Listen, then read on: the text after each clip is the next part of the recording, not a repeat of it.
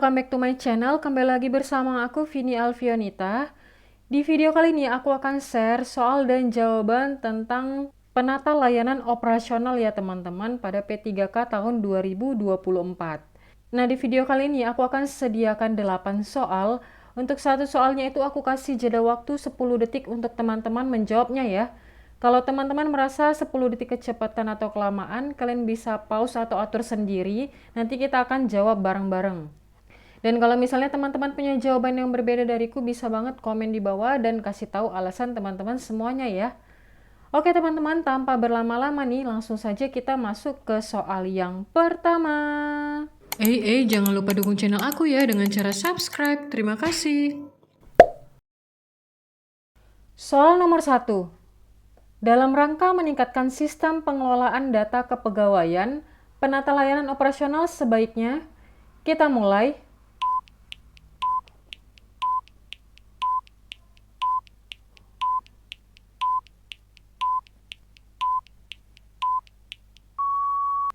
Stop.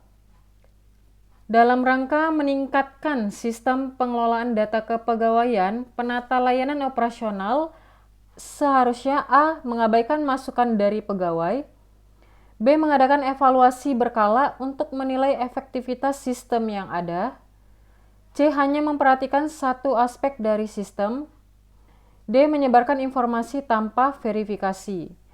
Untuk yang A langsung aja kita blacklist ya teman-teman, mengabaikan masukan dari pegawai. Saran dan kritik itu penting ya teman-teman, ini langsung kita blacklist. Yang B, mengadakan evaluasi berkala. Ini bagus tapi kita simpan dulu. C, hanya memperhatikan satu aspek dari sistem. Satu aspek dari sistem. Ini juga kita blacklist ya teman-teman, kurang pas. D, menyebarkan informasi tanpa verifikasi. Tanpa ada validasi. Ini langsung kita blacklist.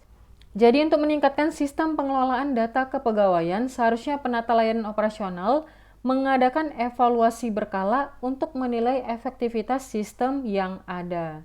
Jawaban yang paling tepat adalah yang B ya teman-teman. Next kita lanjut ke soal nomor 2.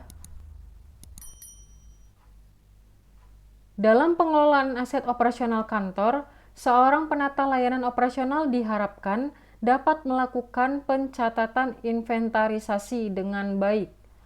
Salah satu fungsi penting dari pencatatan inventarisasi adalah kita mulai.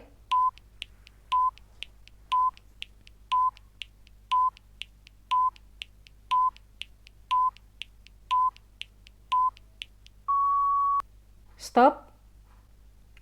A. Menentukan anggaran tahunan, B. Meningkatkan kualitas produk, C. Mencegah penggelapan barang, D. Menurunkan biaya produksi.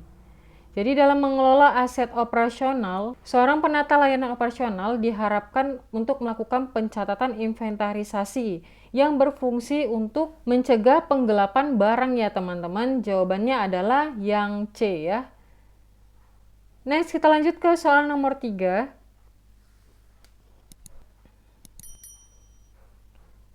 Salah satu soal penata layanan operasional P3K yaitu penata layanan yang diharapkan mampu mengelola anggaran secara efisien. Apa langkah pertama yang harus dilakukan saat merencanakan anggaran operasional? Kita mulai.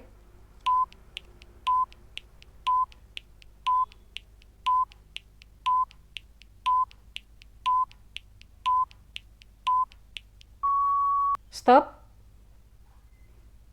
A. Memeriksa kebutuhan operasional dan menentukan prioritas pengeluaran. B. Menyusun daftar pengeluaran tanpa mempertimbangkan kebutuhan instansi. C. Menggunakan anggaran sebelumnya sebagai patokan tanpa peninjauan ulang. Menggunakan anggaran sebelumnya sebagai patokan, tapi tidak ada peninjauan ulang. Ini kurang pas ya teman-teman. D. Mengalokasikan dana secara merata tanpa melihat prioritas. Ini juga kurang pas. Yang B. Menyusun daftar pengeluaran. Ini benar, tanpa mempertimbangkan kebutuhan instansi. Tetapi yang ininya salah ya teman-teman, kurang pas. Tanpa mempertimbangkan. Jadi langkah pertama yang harus dilakukan saat merencanakan anggaran operasional adalah memeriksa kebutuhan operasional, dan menentukan prioritas pengeluaran. Jadi jawaban yang A ini adalah poin yang tepat. Next, kita lanjut ke soal nomor 4.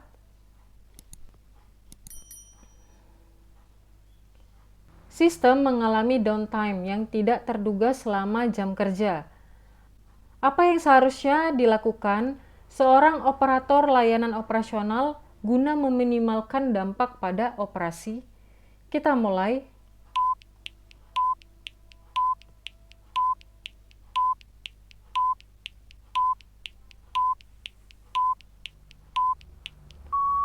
Stop.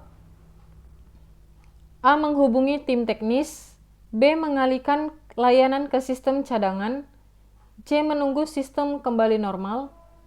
D. Menginformasikan kepada manajemen.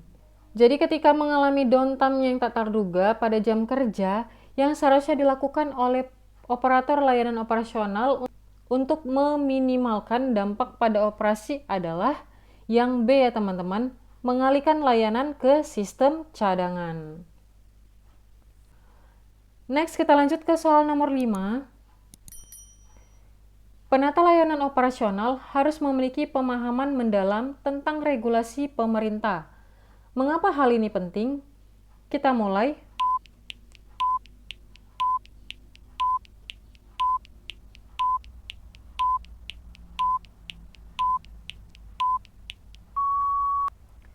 Stop. Yang A, agar bisa melanggar regulasi jika diperlukan. B, untuk mempersulit proses kerja pegawai lain. C, untuk menetapkan regulasi baru tanpa melibatkan atasan. D, agar dapat menjalankan operasional sesuai dengan kebijakan dan peraturan yang berlaku. Seorang penata layanan operasional harus memahami secara mendalam tentang regulasi pemerintah. Hal tersebut penting karena agar dapat menjalankan operasional sesuai dengan kebijakan dan peraturan yang berlaku. Jawabannya adalah yang D ya teman-teman. Next, kita lanjut ke soal nomor 6.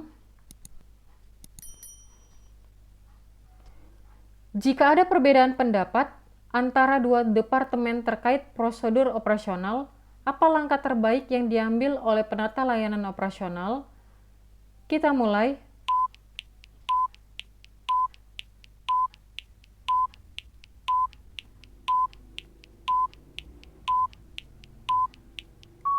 Stop. A. Membiarkan kedua departemen menyelesaikan masalahnya sendiri. Ini kurang pas ya, kurang tepat. B. Mengambil inisiatif untuk memfasilitasi diskusi dan mencari solusi bersama. Ini baik, tapi kita simpan dulu.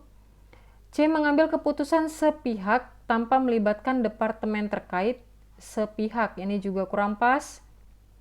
D. Mengabaikan konflik dan tetap melaksanakan prosedur yang ada. Mengabaikan konflik. Ini kurang pas ya teman-teman. Jadi jika ada perbedaan pendapat antara dua departemen, langkah terbaik yang diambil oleh penata operasional adalah mengambil inisiatif untuk memfasilitasi diskusi serta mencari solusi bersama. Ya teman-teman, ada inisiatif dan ada solusi. Jadi ada dua tindakan yang dilakukan oleh penata layanan operasional. Jawaban yang terbaik adalah yang B. Next, kita lanjut ke soal nomor 7. Apa yang harus dilakukan penata layanan operasional saat menghadapi kondisi darurat yang mempengaruhi layanan publik? Kita mulai.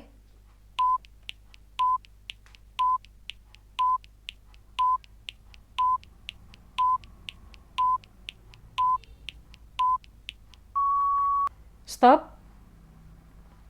A. Mencari solusi sementara dan memastikan layanan publik tetap berjalan. B. Menyerahkan tanggung jawab kepada pihak lain tanpa memberikan arahan. Menyerahkan tanggung jawab. Ini kurang pas ya teman-teman. C. Menghentikan operasional tanpa pemberitahuan kepada masyarakat. Ini juga kurang tepat.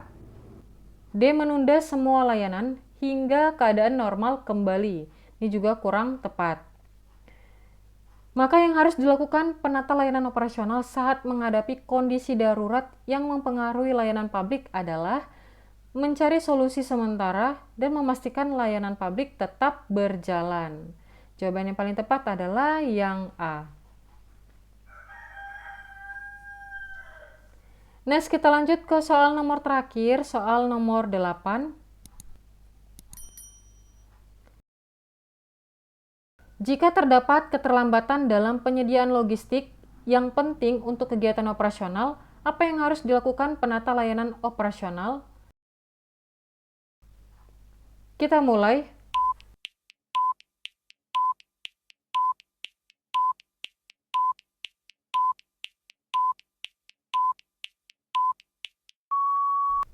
Stop. A. Mengalihkan tanggung jawab logistik kepada pihak lain. Ini kurang pas. B. Menunggu hingga logistik datang tanpa mengambil tindakan. Ini juga kurang tepat ya teman-teman.